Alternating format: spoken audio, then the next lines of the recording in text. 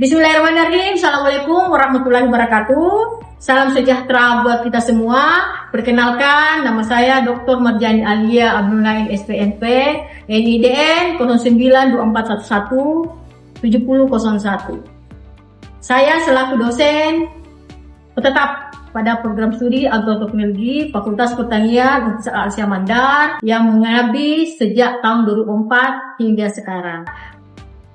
Riwayat pendidikan saya adalah alumni program studi agronomi strata 1 Fakultas Pertanian Sekolah Tinggi Ilmu Pertanian Al-Ghazali Ujung Pandang, selesai tahun 1993. Tahun 2000 saya melanjutkan program Magister Pertanian pada program pasca sarjana Universitas Hasanuddin Fakultas Pertanian Sistem Pertanian Kajian Tanaman dan selesai pada tahun 2003. Dan pada tahun 2009, saya melanjutkan kembali studi program doktor S3 pada program studi agronomi dan hortikultura Institut Pertanian Bogor pada tahun 2009. Alhamdulillah saat ini saya sedang membuat video sebagai salah satu syarat pengajuan untuk Serdos periode pertama tahun 2026.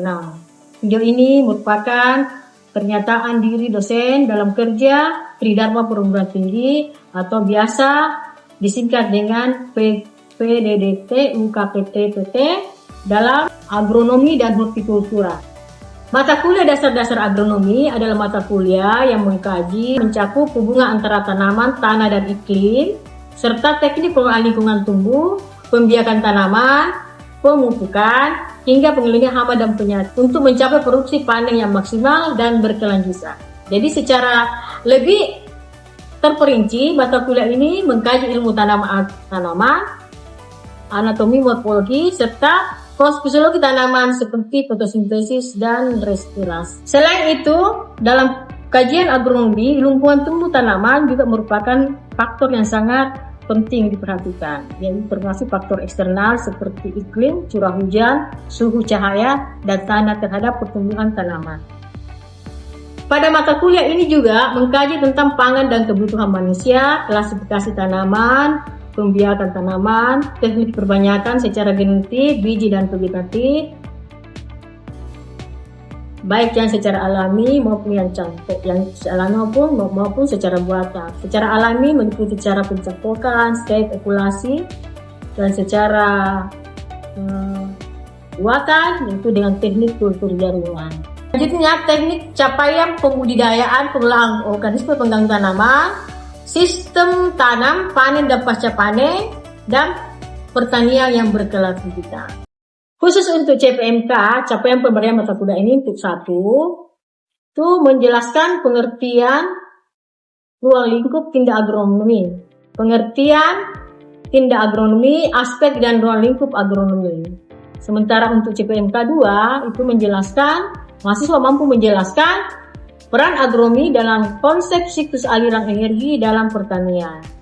Pada CPMK 3, mahasiswa mampu menjelaskan peran faktor lingkungan dalam produktivitas tanaman. CPMK 4, proses pertumbuhan dan perkembangan tanaman. CPMK 5, mahasiswa mampu menjelaskan pembiakan dan penyediaan bahan tanam yang berkualitas. Untuk CPMK 5, mahasiswa mampu menjelaskan prinsip dasar dalam produktivitas tanaman. Untuk capaian pemberian ke-7, mahasiswa dapat menjelaskan tahapan-tahapan pemberian sesuai jenis komoditas. Pada CPMK 8, mahasiswa diharapkan dapat menjelaskan teknik budidaya tanaman terintegrasi secara tepat. Capaian pembelajaran mata kuliah yang ke-9, yaitu mahasiswa mampu menjelaskan perlakuan panen, prapanen, panen, dan pasca panen berdasarkan jenis komoditi.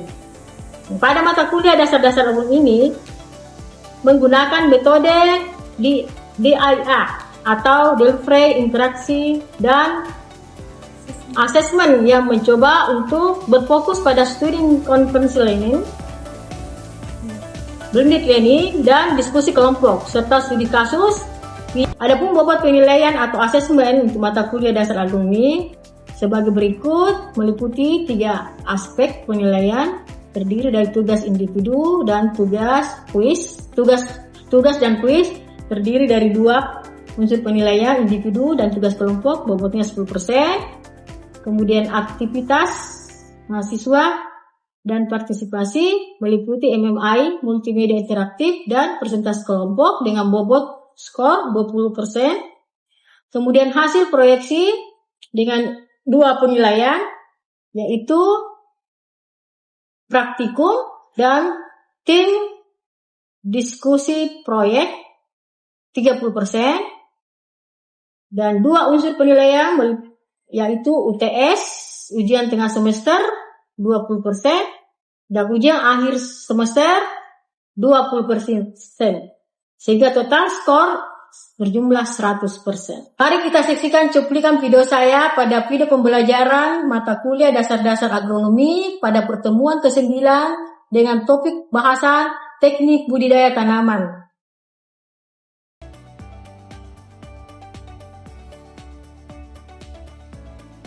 Assalamualaikum warahmatullahi wabarakatuh. Waalaikumsalam warahmatullahi wabarakatuh. Apa kabar semuanya adik-adik mahasiswa? Alhamdulillah semua sehat ya. Tetap jadi penikmat semangat karena Allah untuk menuntut ilmu.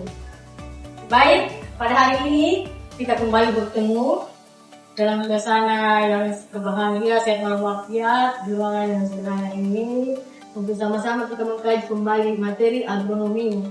Yang minggu lalu kita bahas tentang teknik perbanyakkan tanaman, pembiakan tanaman. Maka kali ini kita akan membahas tentang teknik budidaya tanaman.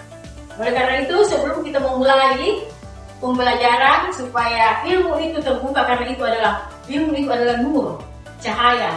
Jadi kita selalu senantiasa bersandarkan diri kepada Tuhan untuk mulai setiap kegiatan kita dengan berdoa. Oleh karena itu, saya persilahkan kepada Saudara Sandur untuk memimpin doa. Silahkan. Ya, baik teman-teman sekalian. Sebelum pelajaran atau kuliah dimulai, mari kita berdoa kepada Tuhan, Sang Pemilik ilmu, agar kita diberikan wawasan dan pengetahuan yang luas. Oleh itu, mari kita berdoa sesuai dengan kepercayaan dan agama masing-masing. Doa dimulai.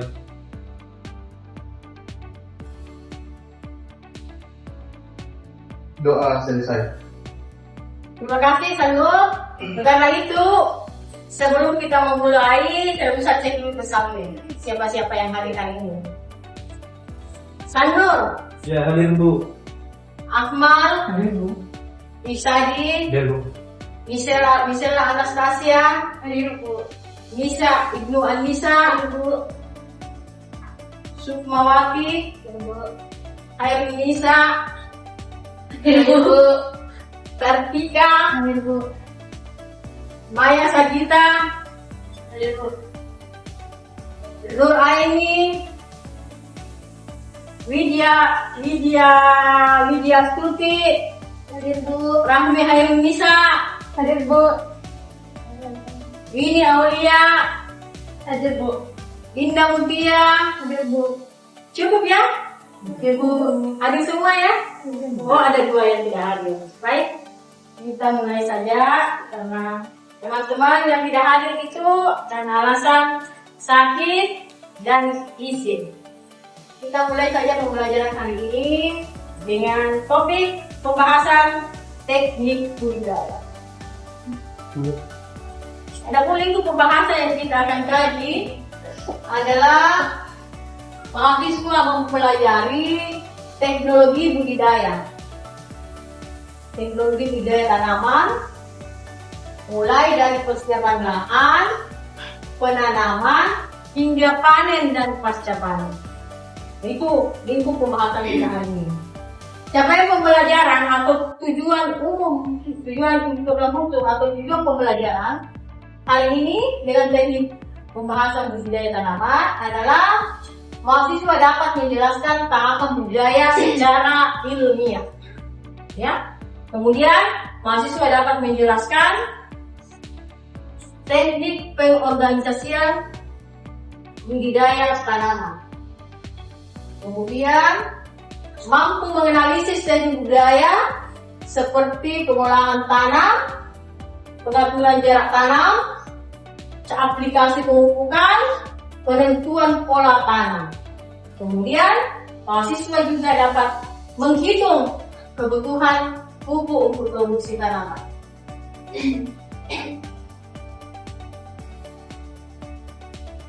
Nah, adapun teknik tanaman budidaya itu meliputi teknik budidaya meliputi modifikasi lingkungan tumbuh agar optimal untuk tanaman. Modifikasi lingkungan tumbuh di sini adalah salah satu upaya untuk memanipulasi lingkungan tumbuh tanaman agar tanaman itu bisa tumbuh dengan baik secara optimal dengan cara pemberian pupuk. Kapan kita berikan pupuk? Yaitu pada tanah yang kering dan tandus, diberikan pupuk agar kebutuhan tanaman sesuai dengan proses metabolismenya hingga masa produksi. Kemudian dalam tahapan budidaya kita juga perhatikan faktor eksternal. Faktor eksternal itu atau faktor abiotik. Abiotik itu terdiri dari faktor cahaya, suhu, kelembaban, dan kesuburan tanah. Kenapa semua itu diperhatikan? Karena produksi tanaman, hasil produksi nabatan itu dipengaruhi oleh faktor genetik, faktor lingkungan atau environmental, kemudian input teknologi. Nah, input teknologi ini diperoleh dari teknologi budidaya.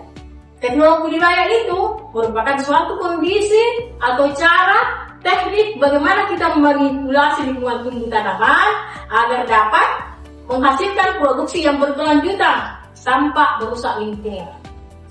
Oleh karena itu, kaidah-kaidah budidaya tanaman itu harus memperhatikan aspek ekologi, aspek lingkungan. Karena pertanian yang tidak didasari dengan konsep pertanian berkelanjutan dengan ramah lingkungan, maka itu tidak akan berlanjut, akan hancur pertanian karena teknologi pertanian yang berkembang tanpa dengan mengabaikan kaidah-kaidah ekologis itu adalah musibah kemanusiaan. Kemudian apa tahapan budidaya? Tahapan budidaya kita semua tahu bahwa media pertumbuhan tanaman itu adalah tanah. Karena tanah adalah media pertumbuhan tanaman, terlebih dahulu kita persiapkan lahannya. Nah, apa-apa yang kita lahannya? Lahannya sesuai dengan kebutuhan tanaman. Kalau tanaman pangan, harus sesuai tanaman padi, harus lahannya lahan rawa. Kalau kita memanfaatkan padi, intensitas padi irigasi. Kalau tanaman padi gogo, intensitas padi gogo untuk lahan kering. Jadi itu harus diperhatikan. Karena tidak semua tanah bisa ditanami tanam pertanian. Karena ada namanya land capability, kapasitas kemampuan lahan. Jadi jangan ikut-ikutan mau menanam padi padahal lahannya kering. Bukan lahan tegalan yang cocok untuk penanaman padi gogo. Karena orang berlomba-lomba menanam sawit, karena sawit itu cuangnya tinggi, menghasilkan cuang yang tinggi. Lomba-lomba menanam sawit di lahan mana?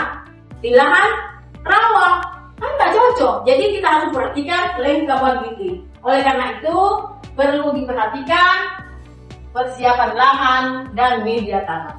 Media tanam di sini ya, tanahnya disesuaikan dengan kondisi tanaman yang akan ditanam. Kalau tanahnya misalnya tidak subur, diberikan pupuk. Bahan tanam.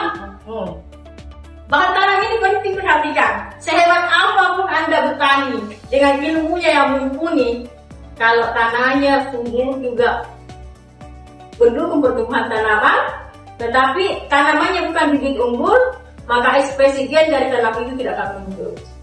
Jadi kita harus menyesuaikan, memvariasikan lahannya subur, tanamannya ditanam adalah tanaman bibit unggul, kemudian orang yang menanamnya itu punya ilmu yang mumpuni. kan Anda ini agronomis, orang agroteknologi yang nantinya cikal bakal jadi penggerak, pembangun, pemikir pertanian di masa depan. Jadi harus diperhatikan itu bibit. Kemudian penanaman. Seperti apa penanaman? Jangan sampai Anda menanam terlalu dalam. Anda juga menanam terlalu dangkal. Ada aturannya. Kalau tanaman semusim, seperti jagung, 1 cm, 2 cm jagung terlalu dangkal. Karena Ibnu Athaillah As-Sakandari dalam suatu tausiahnya mengatakan bahwa tanah gini yang ditanam pada kedalaman yang tidak dalam, dia tidak akan tumbuh subur. Demikian juga kalau kedalamannya dangkal, dia tidak akan menumpang. Jadi tanamlah benih pada kedalaman yang sesuai dengan peruntutan benih. Jangan terlalu dalam karena dia akan mengalami kehilangan energi sebelum dia berkecambah. Istilahnya di ilmu benih itu namanya dumping up, kematian kecambah. Jadi itu harus diperhatikan. Kalau terlalu rendah tuh dia, terlalu dangkal, benihnya akan kekeringan dan mudah juga terbawa angin, tertib angin kalau benda kecil atau tergerus oleh benda-benda yang bisa menutup. Dan bisa jadi juga dimakan oleh serangga. Jadi perhatikan penanaman. Kemudian pemupukan. Pemupukan juga ini penting diperhatikan dengan berpedoman pada asas 7 tepat waktu, tepat cara, tepat jenis, tepat aplikasi, tepat dosis. Itu. Jadi lahan itu modifikasi lingkungan, pengolahan jarak tanam dan pengolahan tanah dan penentuan jarak tanam. Nah, kita lihat di sini jarak tanamnya. Nah, segi 4. Pola tanah yaitu segi panjang, 4 persegi. Berdiri jarak tanam ganda bahasanya. Pengolahan tanah itu tujuannya semua tahu kan? Apa tujuan pengolahan lahan tanah? Coba, Kanur. Ya, baik Bu. Tujuan dari pengolahan lahan itu untuk bagaimana mengangkat sisa-sisa tanaman liar yang ada di lahan untuk tidak adanya persaingan unsur haram. Selain itu, Akmal, untuk unsur hara yang tertinggal di dalam tanah itu bisa terurai kembali, Bu. oke, berarti Anda paham ya? Terima kasih. Jadi sudah paham apa tujuan dari pengolahan tanah adalah untuk membasmi gulma, memperbaiki aerasi dan drainase. Selanjutnya, apa saja kegiatannya? Yaitu pembajakan, garuk, pembuatan setback, pembedengan. Itu merupakan salah satu pengolahan tanah yang konvensional. Nah, jarak tanamnya itu tergantung dari jenis tanamannya. Nah, polanya ada seperti ini, ya. Ada jenis tanah tertentu juga, jagung 70 kali 40 dan sebagainya, ya. Tidak. Nanti sebentar kita akan bingung dibilang sesuai dengan pertanyaan dari kita. Bagaimana dengan pengolahan tanah intensif? Nah, ini dengan pengolahan tanah intensif. Traktor ini, traktor tanah ini pakai mesin. Tuh, satu contoh pengolahan tanah yang intensif menggunakan alat traktor, alat berat. Kekurangannya alat berat itu menimbulkan kemadatan tanah dan membutuhkan investasi yang lebih besar. Jadi ini yang paling penting juga ini pengolahan tanah.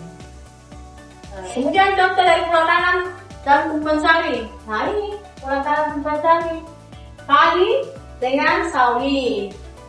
Ini juga padi bukan padi nih. Jagung dengan kacang tanah. Ini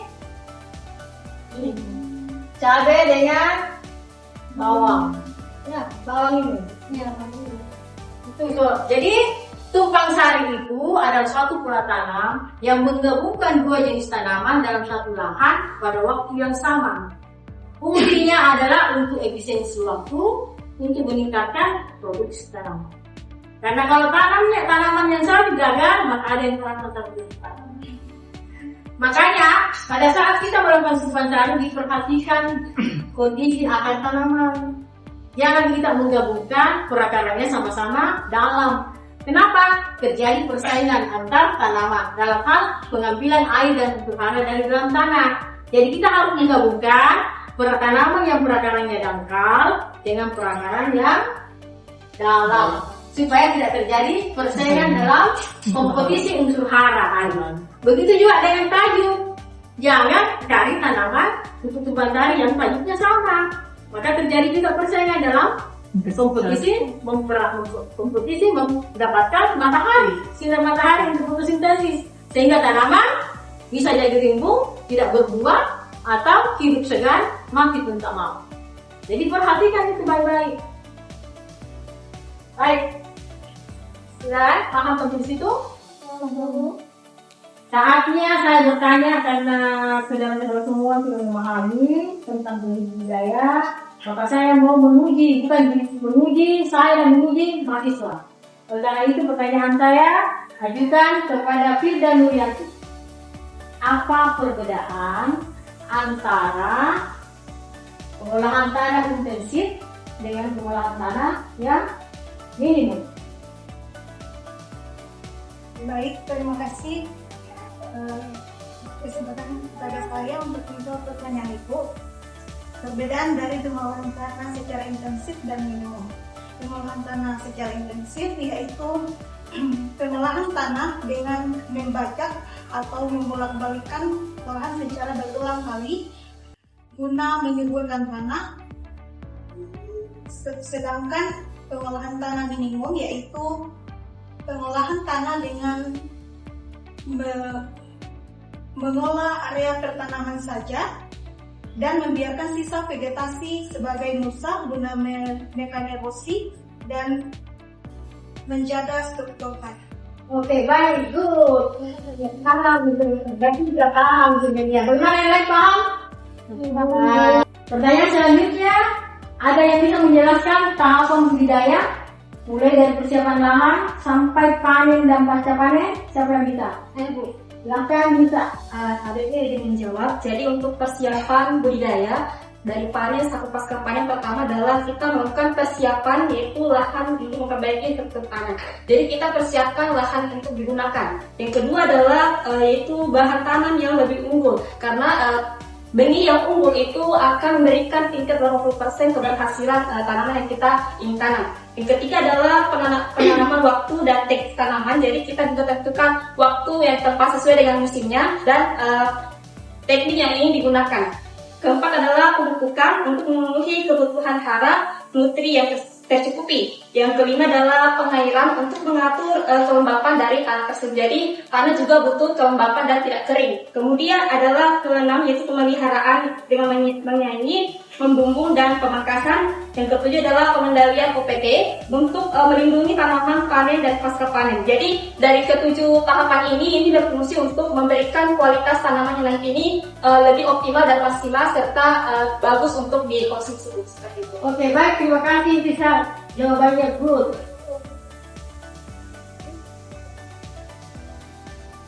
Pertanyaan selanjutnya, ya.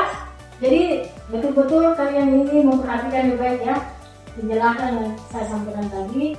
Pemahaman mahasiswa tentang materi pembelajaran hari ini dengan cara mengklik barcode nanti ini kelihatan gitu. Untuk mengisi barcode terkait dengan quiz pembelajaran kita kali ini. Silahkan.